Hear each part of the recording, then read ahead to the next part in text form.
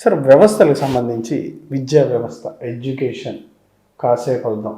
Education సంబంధించి ఇప్పుడున్న వ్యవస్థల్లో మనకి ప్రాథమిక తరగతులు దాని కింద కానిచ్చి ఎల్కేజీ కానిచ్చి పీజీ వరకు వ్యవస్థలు ఎట్లా ఉన్నాయంటారు?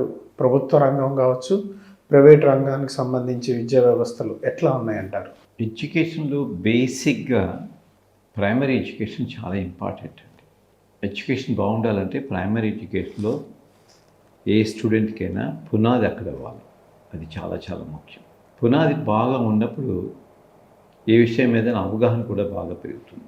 ఆ పునాది నా ఉద్దేశంలో మాతృభాషలో ఉంటేనే చాలా మంచిది. ఎందుకంటే మాతృభాషలో ఉంటే అవగాహన చాలా బాగుంటుంది. ఎవరికైనా ఒక విషయం మీద అవగాహన ఖచ్చితంగా ఉంటుంది.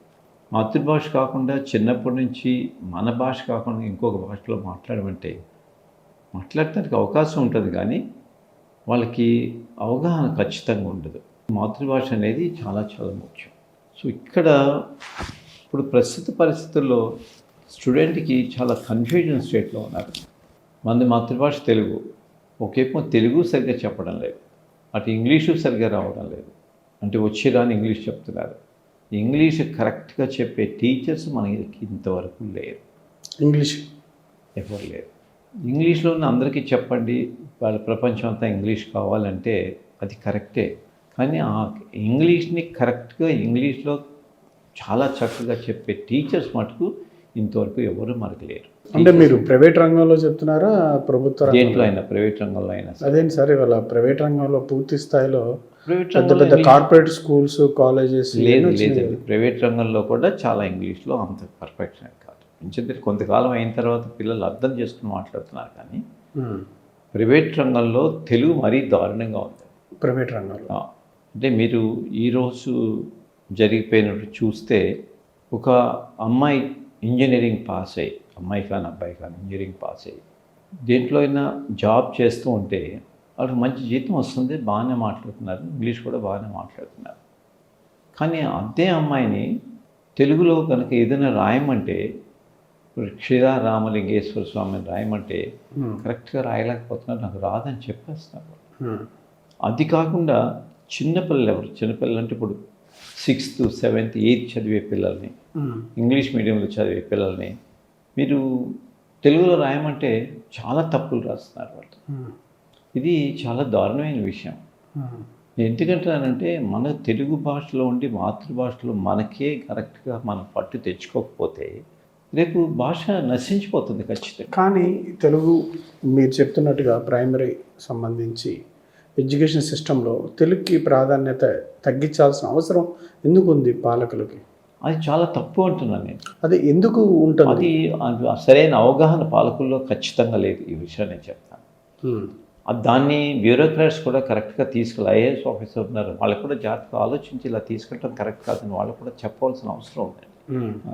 ఖచ్చితంగా చెప్పాలి, వాళ్ళకి తెలుసు, కానీ చెప్పి వినలేదనే భావంతో ఉన్నారేమో అని అనుకుంటాను. కానీ విద్యార్థులు ఈ సిలబస్ రూపొందించడంలో కానీ ఈ class period, first class, second class, విద్యార్థులే ప్రొఫెసర్లే కదా ఇవన్నీ నిర్వహించేది, పాఠ్యాంశాలు సిలబస్ రూపొందించేది.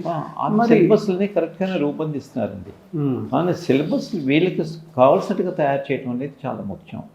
దాంట్లో సిలబస్ రూపొందించేటప్పుడు సైకాలజిస్ట్ ఒపీనియన్ కూడా తీసుకోవాల్సిన అవసరం కూడా ఉంది ఖచ్చితంగా. సైకాలజిస్ట్ చాలా చాలా ముఖ్యం అండి.